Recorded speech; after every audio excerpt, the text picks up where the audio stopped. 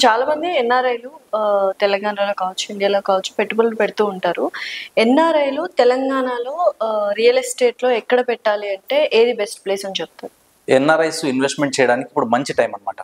ఎందుకంటే ఎక్కువ శాతం ఎన్ఆర్ఐస్ ఏ టైంలో హైదరాబాద్కి వస్తారు, మన ఇండియాకి వస్తారు అంటే మేజర్గా డిసెంబర్ టైంలో ఎక్కువ వస్తారు అనమాట. అంటే ఆగస్టు తర్వాత ఇప్పుడు వాళ్ళకి ఏంటంటే నెక్స్ట్ డిసెంబర్ టైంలో హాలిడేస్ ఎక్కువ ఉంటాయి. సో నెక్స్ట్ కమింగ్ 2-3 మంత్స్లో వాళ్ళు ఎక్కువ మంది ఇక్కడ రావడానికి ఆప్షన్స్ ఉంటాయి. వచ్చినప్పుడు ఏంటంటే ఖాళీగా రారు వాళ్ళు. అక్కడ ఎన్ని రోజులు కష్టపడి సంపాదించిన రూపాయి మొత్తం తీసుకొని ఇండియాలో ఇన్వెస్ట్మెంట్ చేద్దామని వస్తారు చాలా మంది. సో ఇప్పుడు మన హైదరాబాద్లో ఏంటంటే మనకి ఇది గ్లోబల్ సిటీ కావడం, హైదరాబాద్కి ఎక్కువ పొటెన్షియల్ ఉండడం వల్ల హైదరాబాద్ అండ్ హైదరాబాద్ సరౌండింగ్లో ఇన్వెస్ట్మెంట్ చేయాలని ఎక్కువ మందికి ఆలోచన ఉంటుంది. సో వాళ్ళు ఇన్వెస్ట్మెంట్ చేయాలనుకున్నప్పుడు ఏంటంటే ఒకటి కోట్లల్లో ఇన్వెస్ట్మెంట్ చేయగలుగుతాము అనుకుంటే ఏంటంటే కొందరు ఏంటంటే ఫామ్ హౌస్లలో కానీ ఫామ్లలో ఎక్కువ ఇంట్రెస్ట్ ఉంటుంది. అంటే అగ్రికల్చర్ ల్యాండ్లో కొనాలన్న ఆలోచన ఉంటుంది. ఒక 5 ఎకరాలు 10 ఎకరాలు అట్లా కొనగలుగుతాం, అంత అమౌంట్ ఇన్వెస్ట్మెంట్ చేయగలుగుతాం అనుకునే వాళ్ళు ఏం చేస్తారంటే అగ్రికల్చర్ ల్యాండ్ వైపు వెళ్తారు. లేదు అంత అమౌంట్ ఇన్వెస్ట్మెంట్ చేయలేము మనం అనుకున్నప్పుడు ఏం చేస్తారంటే ప్లాట్స్లోకి వెళ్తారు అనమాట. ఐదర్ హెచ్ఎండిఏ కానీ లేదా డిటిసిపి అప్రూవ్డ్ ఉన్న లేఅవుట్లలో ఇన్వెస్ట్మెంట్ చేయడానికి ఎక్కువ ఇంట్రెస్ట్ చూపిస్తారు. సో వాళ్ళు ఎక్కడ ఇన్వెస్ట్మెంట్ చేయాలంటే ఎక్కడైనా సరే కానీ రిటర్న్ ఆన్ ఇన్వెస్ట్మెంట్ ఖచ్చితంగా అప్రిషియేషన్ వచ్చే లొకేషన్లో ఇన్వెస్ట్మెంట్ చేయాలి.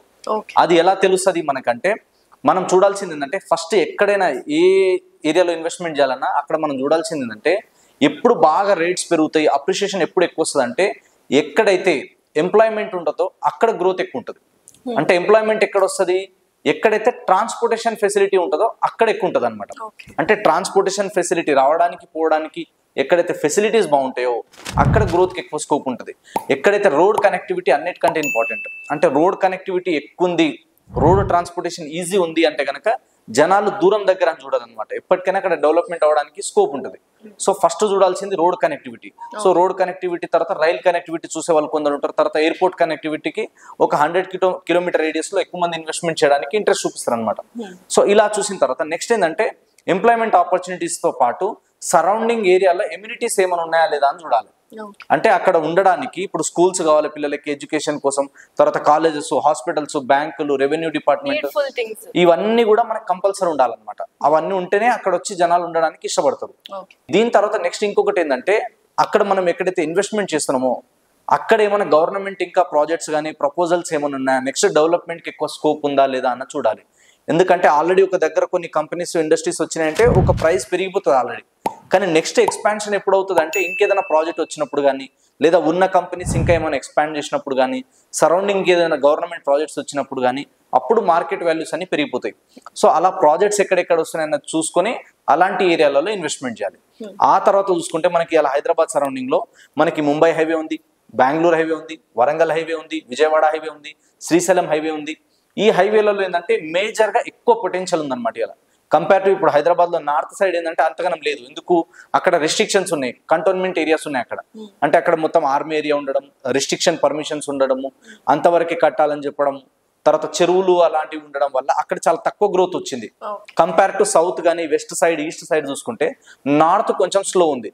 కాబట్టి జనాలు ఎక్కువ ఏంటంటే ఇప్పుడు మనకి ఈస్ట్ కానీ వెస్ట్ కానీ సౌత్ కానీ ఈ మేజర్ ఏరియాలో ఎక్కువ డెవలప్మెంట్కి స్కోప్ ఉంది.